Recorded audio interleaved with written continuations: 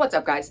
If you watched my last video, you know that I made an analogy about the wild card position. I compared it to the revolving door of bitches that the NHL players have when they're out on the road, because it's a constantly changing, there's really no consistency.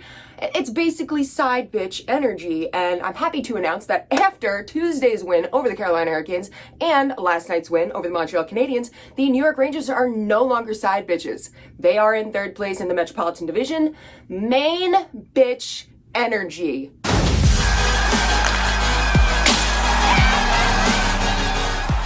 If only I could be the main bitch. Just kidding. We already know I am. Let's go. Let's talk about last night's game. The New York Rangers went in to the Montreal Canadiens legendary arena, which has been closed since mid-December. So it was a big deal for them to be back playing in their home arena. Cirque du Soleil took over, but basically the entire Montreal's Canadiens season at this point has been a circus, a bad one, because the Canadiens are, how do I say this? Trash. Granted, they have a very young team.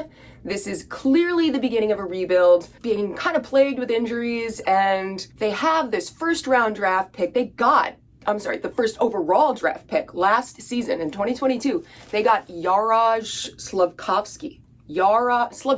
Him. And he's kind of turning out to be a little bit of a bust. I know that we can't really make fun of that as Rangers fans because Alexis Lafreniere, our first overall draft pick from season before that, it has not really been performing so well and has managed to get himself dropped down to the fourth line. However, last night, Gerard Gallant, being the classy son of a bitch that he is, he did the right thing.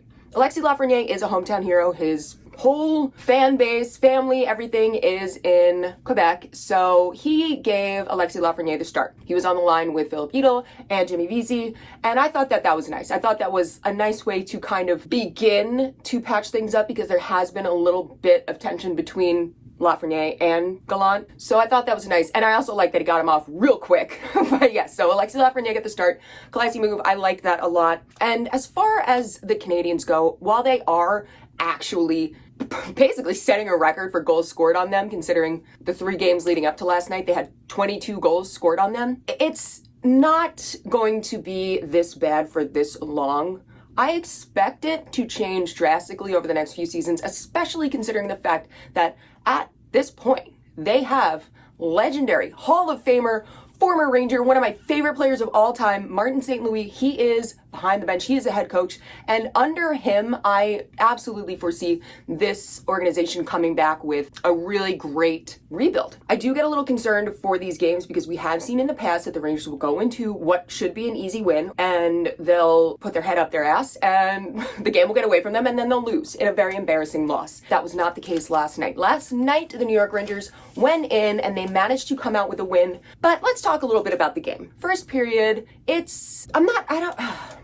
the Rangers were obviously running the entire game, and the Canadiens were chasing them the entire time, right off the bat. However, the New York Rangers in that first period, they showed no urgency, or not even urgency, they just took no advantage of so many opportunities to shoot. I said in my last video that Kaapo Kakko is finally starting to get the balance between being very quick to get rid of the puck and recognizing opportunities to shoot, but last night, within the first few minutes, we did see Kaapo Kakko take an opportunity, a golden opportunity to get a shot off and hesitated and end up making a pass. Now, I have no doubt in my mind that he's fully aware of it. He was aware of it before he even made it to the bench at the end of the shift. So hopefully that will begin to stick in his brain, begin to stick in his mind, and he will start to take advantage of the opportunities that he has. I still have faith in him. I think that he is maturing at a wonderful speed, and I really do see him kind of leveling up this season. When it comes down to watching last night's game, that first period, it was frustrating to say the least, but we have to keep in mind that as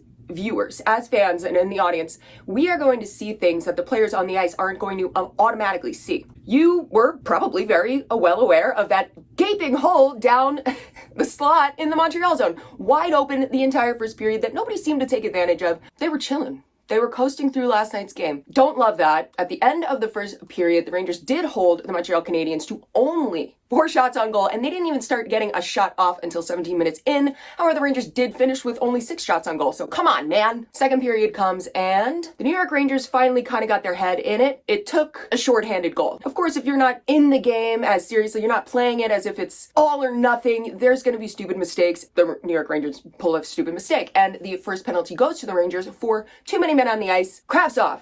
Counting in English and counting in Russian are the same thing. 6 people is the same thing in whatever language you want. Yeah, Kravtsov, he remained on the ice and he played the puck. Stupid mistake. If he had not played the puck and just gotten off, it wouldn't have been a problem, but he played the puck. So the Montreal Canadiens go on the power play. Not a big deal. They have the worst power play in the league, but they were, I say were, up until last night, the only team in the NHL to not have allowed a shorthanded goal. That was until Chris Kreider came and ruined it with 15 seconds left. Let's talk about this play. This is an example of why I'm kind of seeing Slavkovsky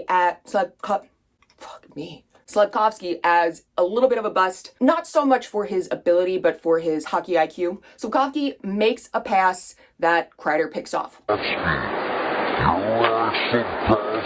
He breaks up the pass, he breaks up the play. He goes and makes that same pass again, as if Chris Kreider isn't fully aware. Like, Chris Kreider is a nerd on ice. The guy is a genius. He speaks like 35 languages. Very obviously, he is going to pick up on what you're doing, and he did just that. He, this time, doesn't just break it up. He picks off the pass, takes it down. Down and off. Slavkovsky lays it out, but Kreider's on the move. In comes Kreider, shorthanded. Chris Kreider shoots, score! Ends the streak of the no shorthanded goals allowed, and the New York Rangers go up by 1. I guess it's an opportunity to learn. That started off the scoring, and then the Rangers kind of ran away with it. We saw yet another Rangers defenseman come up and show their offensive ability and rock a goal, and it was Braden Schneider from like 120 yards, 120 feet out. Panarin slings it up top. Schneider, wrist shot, score! Baby Trouba. I love that so much. Like, Baby Trouba, it's so cute. I'm obsessed with that. He's a big, strong boy, and he's got a lot of power in both his ability to play with a little bit of aggression, as well as his shot. Through him a little bit, but I think that just goes through Jake Allen's glove. Seemed to get a lot. And he rocks one off from way out, gets it in. The Rangers are up 2-0, and we finally wrap up that second period with a goal by Filip Chytil. Pretty good shift. Chytil again, shoots, score! As he gets the last laugh. Really quick, one player that I feel nobody talks about enough and that deserves a shit ton of attention, Ryan Lindgren. This dude comes out every day, guns blazing, he puts everything out on it. Ryan Lindgren, in these last 2 games, has put up passes that are freaking beautiful, like just mint, tape to tape, and they have both led to a goal. A little in between on whether that was his guy or not. People need to start appreciating him more, and I'm going to make it my damn job to have that happen. And you know that he is there to play. He's not effing around. Maybe he can mentor Alexis Lafreniere.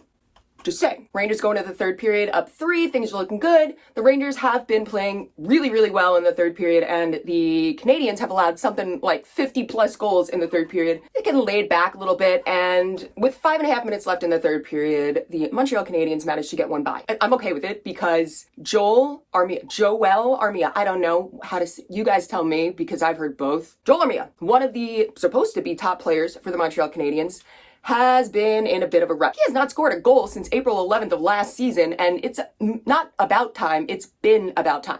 So Armia finally gets one, and you could sense the relief all the way here on Long Island. Arbor Jacki in front, bouncing puck, Armia scores! But it was too little too late, and the New York Rangers end up getting one more before the end of the third period. Filip Chytil racks his second empty net goal. Down St. Louis gambling, and that'll do it. Chytil. You know what? I'm going to say this. Filip Chytil is really stepping into another level of hockey. If you look at the numbers, last season, in 67 games played, he racked up 22 points. He had 8 goals and 12 assists, 14? I don't know math.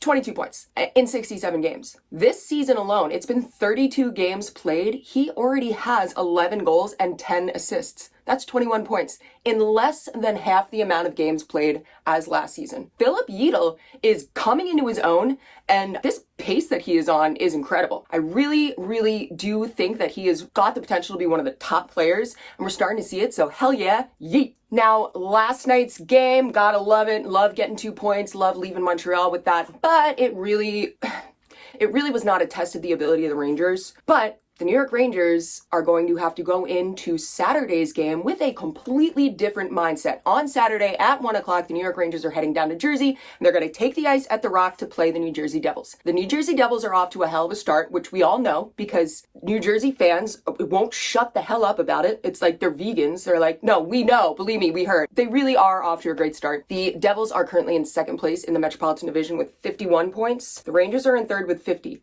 This is a huge game. It's going to be one that has to be played for the full 60 minutes. There cannot be any screwing around. There can't be any missed opportunities for these huge holes left on the ice where shots can be taken. There can't be any stupid penalties. Practice counting before the game. Kravtsov, let's do that. If the Rangers can go out there, play the full 60 minutes, play off their strengths, make the most out of their special teams, which, as we have seen, have been incredible, then there is no reason in the world why the Rangers can't come out with 2 points. I will have a video up after that game. Obviously, it'll probably be up that night since it's a day game. If you guys want to check it out, make sure you hit subscribe, make sure you turn on notifications so that you know exactly when it drops. If you want any more of the glove drop, you can go on, oh yeah, I'm still blocked on Twitter, so you can go on Twitter and it's at TaraShayFits. I'm gonna seriously show up to Twitter headquarters and be like, Elon, other than that, my TikTok and my Instagram are still at the glove drop, so you can always check me out there. Thank you guys so much for coming through.